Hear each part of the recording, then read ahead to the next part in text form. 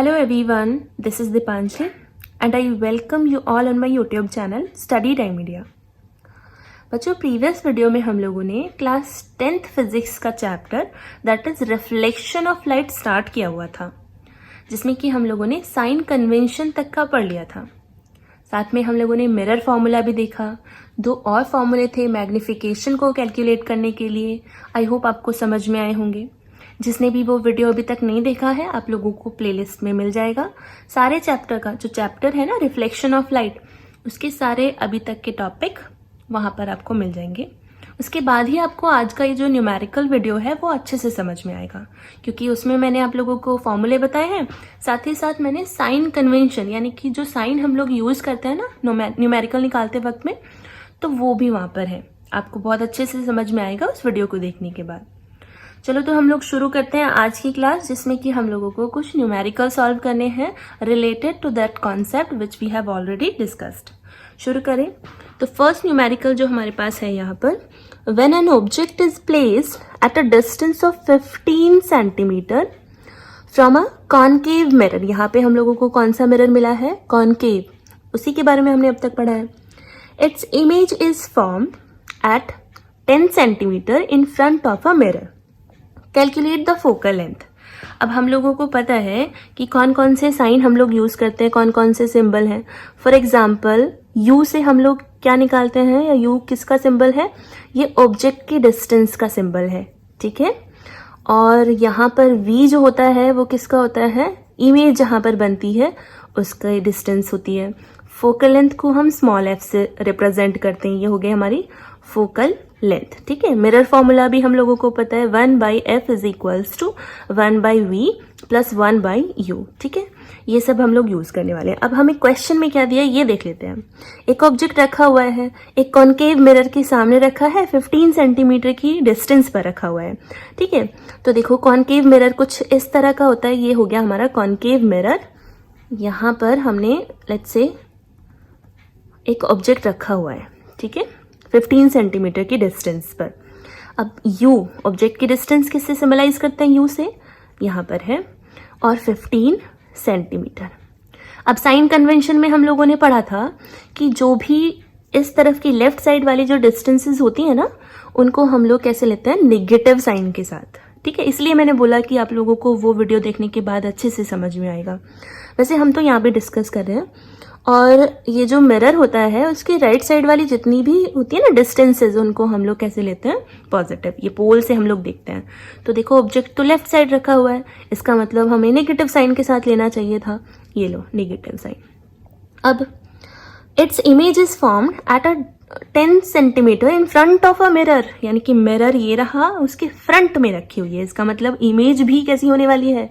Negative sign के साथ। चलो इमेज हो गया v is equals to negative sign के साथ, कहाँ है? 10 सेंटीमीटर डिस्टेंस पर है। ओके, क्या करना है? फोकल लेंथ कैलकुलेट करनी है। तो फोकल लेंथ को कैलकुलेट करना है। फॉर्मूला हम लोगों को पता है 1/f, ठीक है। ये तो कैलकुलेट ही करना है। v की वैल्यू दे रखी है 1/v की वैल्यू है -10 प्लस 1/u की वैल्यू कितनी दे रखी है? ऑब्जेक्ट की डिस्टेंस 15, ठीक है। अब देखो ये माइनस प्लस में बहुत बेसिक करके आपको बताकर चलूंगी, तो माइनस प्लस माइनस हो जाएगा 1/f। तो 1/f इज इक्वल्स टू क्या करेंगे हम? एलसीएम ले लेंगे। तो दोनों की टेबल में कोई कॉमन 30 ले लेते हैं एलसीएम, ठीक है। आप लिख के देखना, क्योंकि न्यूमेरिकल बहुत सारे हैं इससे रिलेटेड, इसी तरह के हैं मोस्टली। तो 3 बार आएगा 3 एंड 15 के टेबल में 2 बार आएगा, सो 2, ठीक है। ये तो आपको मैथ्स बहुत सिंपल है। 3 नेगेटिव साइन के साथ है दोनों, तो क्या हो जाएगा? पॉजिटिव, यानी कि आएगा ऐड होकर, लेकिन साइन रहेगा नेगेटिव, ठीक है। माइनस माइनस प्लस, और ये हो गया 30, ये हो गया 1/f। अभी हम रिवर्स करेंगे तो खाली f की अगर वैल्यू निकालेंगे तो ये रिवर्स हो जाएगा, डिनोमिनेटर की जगह न्यूमरेटर और न्यूमरेटर की जगह डिनोमिनेटर। सो यहाँ पर -30/5 विच इज 6, तो f की वैल्यू जो आई है ना वो 6 आ गई, ठीक है। यहाँ पर देखो नेगेटिव साइन क्यों आया है? क्योंकि f फोकस जो होगा वो भी इसी तरफ होगा ना। चलो रे डायग्राम भी बनाकर देख लेते हैं, वैसे क्वेश्चन में पूछा तो नहीं है। तो f हमारा कितना है 6, यानी कि लेट्स से ये है हमारा f और इसकी जो डिस्टेंस है ना फोकस की पोल से निकालते हैं वो 6 दे रखी है। अब बताओ सेंटर ऑफ कर्वेचर कितना होगा, दुगना होगा ना, इसका जस्ट डबल कर देंगे। लेट्स से ये रहा सेंटर ऑफ कर्वेचर और जिसकी जो डिस्टेंस है ना पोल से वो है 12 सेंटीमीटर। ठीक है, ऑब्जेक्ट कहाँ रखा है, ऑब्जेक्ट है 15 सेंटीमीटर पर, यानी कि सेंटर ऑफ कर्वेचर के उधर ही होगा 15 सेंटीमीटर। ये 6 सेंटीमीटर है, ये 12 सेंटीमीटर है और आगे ही होगा ना 15 सेंटीमीटर, यानी ऑब्जेक्ट रखा हुआ है बियॉन्ड सी। अब यहाँ से क्या होता है, हमें रूल पता है, सीधे जाएगी रे कहाँ, फोकस से होकर आती है। ठीक है, ये देखो आगे एक ही पॉइंट पड़ रहा है ये और दूसरा पड़ रहा है ये फोकस, तो सेंटर ऑफ कर्वेचर से जाती है तो वापस उसी पॉइंट पर लौट आती है। ये हम ऑलरेडी डिस्कस कर चुके हैं। तो जो इमेज है वो कहाँ बनेगी, जहाँ ये दोनों रिफ्लेक्टिंग रेज मिलेंगी, तो यहाँ पर मिल रही हैं, इमेज यहाँ पर बनेगी। अब देखो ये तो है 6 और ये कितना है 12 सेंटर ऑफ कर्वेचर, इमेज कहाँ बनी है, समथिंग बिटवीन दिस प्लेस, तो कहाँ पर बनी है 10, और 10 कहाँ पड़ता है 6 और 12 के बीच में पड़ेगा कहीं। ठीक है, तो इस तरह से रे डायग्राम भी ये परफेक्टली बता रहा है कि क्वेश्चन जो है हमारा सॉल्व जैसा हुआ है ना वो करेक्ट है। आई होप आपको समझ में आया होगा। एक और क्वेश्चन देख लेते हैं इससे रिलेटेड। ठीक है, आपको अगर स्क्रीनशॉट लेना है तो ले सकते हैं और खुद से प्रैक्टिस कीजिएगा, इसी तरह की क्वेश्चंस बहुत सारे दे रखे हैं। चलिए, तो नेक्स्ट क्वेश्चन है एन ऑब्जेक्ट 3 सेंटीमीटर हाइट, इस बार ऑब्जेक्ट की हाइट दे रखी है, is placed at a distance of 10 centimeter in front of a converging mirror। अब देखो converging mirror बोला गया है, यानी किसकी बात कर रहे हैं, कॉन्केव मिरर की बात कर रहे हैं। उसी में तो होती है ना पावर किसकी, कि जो लाइट रेज आती है उनको कन्वर्ज करता है, इसलिए कन्वर्जिंग मिरर कहते हैं। तो converging mirror of focal length 20 centimetre, 20 centimetre focal length है, अभी दे रखी है। Find the position, nature, size of the image form, जो भी इमेज की मतलब बनेगी उसका पोजीशन, नेचर और साइज निकालना है।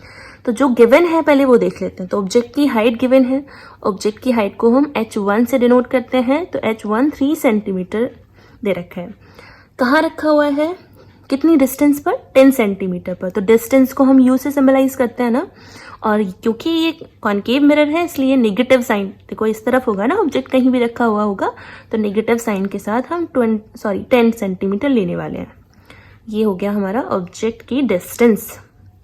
यहाँ पर फोकल लेंथ दे रखी है जो कि again 20 centimetre, but left side की वजह से फिर से हम कैसे लेने वाले हैं, नेगेटिव। फोकल लेंथ भी तो इधर ही होगी। ठीक है, हमें क्या निकालना है, इमेज की पोजीशन, साइज, ये सब निकालना है, यानी कि इमेज कहाँ रखी है, डिस्टेंस नहीं पता हम लोगों को, इमेज का साइज h2 होता है वो भी नहीं पता हम लोगों को, तो ये कैलकुलेट करना है। नेचर भी नहीं पता कि वर्चुअल होने वाली है या फिर रियल होने वाली है। चलो तो शुरू करते हैं हम लोग। मिरर फॉर्मूला बताइए। तो 1/f is equals to 1/v plus 1/u होता है। 1/f इस बार दे रखा है which is -20 is equals to 1/v which we want to calculate, and plus 1/u जो कि दे रखा है दिस वन। ठीक है, बहुत सिंपल तरीके से ताकि सबको ही समझ में आए। माइनस प्लस क्या हो जाएगा, माइनस, तो मैं इस तरह से बता देती हूँ 20। ठीक है, अब क्या होगा, देखो ये नेगेटिव है ना, इस तरफ ट्रांसपोज करेंगे अदर साइड तो it will going to be positive. तो यहाँ पर positive 10 is equals to 1/v। ठीक है, क्या करेंगे, एलसीएम ले लेते हैं, 20 ले, 20 के टेबल में 1 बार, so it is going to be yes 1, and 10 के टेबल में 2 बार, सो 2 से मल्टीप्लाई करते हैं ऊपर। ठीक है, okay, now we have this positive negative which is going to be 1, क्योंकि larger number positive sign carry करे हुए हैं तो पॉजिटिव 1 आ जाएगा। 20 इज इक्वल्स टू 1/v। तो पता है 1/v की वैल्यू तो आ गई 1/20, तो v की वैल्यू क्या आ जाएगी 20। इस बार पॉजिटिव साइन आया है, इसका मतलब क्या, इमेज राइट साइड बनेगी, लेट्स सी। ठीक है, तो यहाँ पर हमारे पास ये आ गई वैल्यू। चाहे तो हम अभी रे डायग्राम बनाकर देख सकते हैं। ठीक है, चलिए फिर भी देख लेते हैं। यहाँ पर हमारे पास ये है क्या, एक कॉन्केव मिरर है। ठीक है, फोकल लेंथ बताइए 20, लेट्स से ये फोकल लेंथ है, यहाँ से यहाँ फोकस है और यहाँ तक की जो डिस्टेंस है that is 20। just double of that, it is center of curvature and which is 40. Okay, कहाँ रखा हुआ है? 10 सेंटीमीटर. देखो 20 पर फोकल लेंथ है, 10 कहाँ होगा? यहाँ पर होगा ना, यहाँ पर. तो आपने केसेस पढ़े हुए हैं, 6 केसेस हम लोग पढ़ते हैं ना कॉनकेव मिरर के केस में. तो यहाँ पर अगर होता है ना कोई भी ऑब्जेक्ट, तो इमेज कहाँ बनती है? Behind the mirror, and that is virtual image. ठीक है, कैसे बनाते हैं? सीधे जाएगी रे, कहाँ से आती है? हमेशा फोकस से होकर आएगी. ठीक है, दूसरी कहाँ से जाएगी? ऐसे जाएगी इमेज. तो क्या लगेगा मिरर को कि ये, सॉरी ठीक से बनाना है. ठीक है, आप लोग स्केल वगैरह का यूज कर लेना जब ड्रॉ करें. तो किसको लगेगा? मिरर को, कि ये सेंटर ऑफ कर्वेचर से होकर आ रही है. तो वो वही फंक्शन परफॉर्म करेगा रूल के अकॉर्डिंग, ये वापस उसी लाइन पर भेज देगा. अब आगे जाकर ये दोनों रिफ्लेक्टिंग रेज नहीं मिलने वाली हैं. तब मिलती तो वहां पर इमेज बनती. तो हम क्या करेंगे? एज्यूम कि ये पीछे कहीं जाकर मिल जाती हैं. जहां पीछे मिलेंगी या मिलती हुई अपीयर होती हैं, that is the place where image is form. तो यहाँ पर इमेज बनी है. ये को ए है, ये बी है, ये ए डैश है, ये बी डैश है. ठीक है, इस तरह से बना सकते हैं. तो इसका यही है डायग्राम. अब बताओ ये जो बनी है ना, कहाँ पर बनी है? 20 ना. तो इतनी जो डिस्टेंस है ना वो 20 सेंटीमीटर है. कोई शक, कोई प्रॉब्लम? तो आप कमेंट बॉक्स में बताइएगा. ठीक है, तो यहाँ पर ये हो गया मिरर डायग्राम या रे डायग्राम जो हम लोगों ने इसमें बनाया. अच्छा, हम लोगों को ये नहीं पता कि साइज क्या है इमेज का, तो उससे हम मैग्निफिकेशन की हेल्प से या इस फॉर्मूले से निकाल सकते हैं. तो we have magnification is equals to h2/h1. ये फॉर्मूला होता है. 3 ही तो फॉर्मूले हैं बेसिकली इसमें. अब हमें इसके लिए, यानी कि हाइट निकालने के लिए ना, ये जो साइज निकालना है, उसके लिए हमें h1 गिवन होना चाहिए और मैग्निफिकेशन तो नहीं पता, h1 तो चलो पता भी है. तो हमारे पास एक और है फॉर्मूला, जिसको हम कैसे लिखते हैं? m is equals to -v/u. That is also the formula for magnification. ठीक है, यहाँ से हम मैग्निफिकेशन निकाल सकते हैं. कैसे? तो मैग्निफिकेशन रखेंगे माइनस साइन ऐसे ही.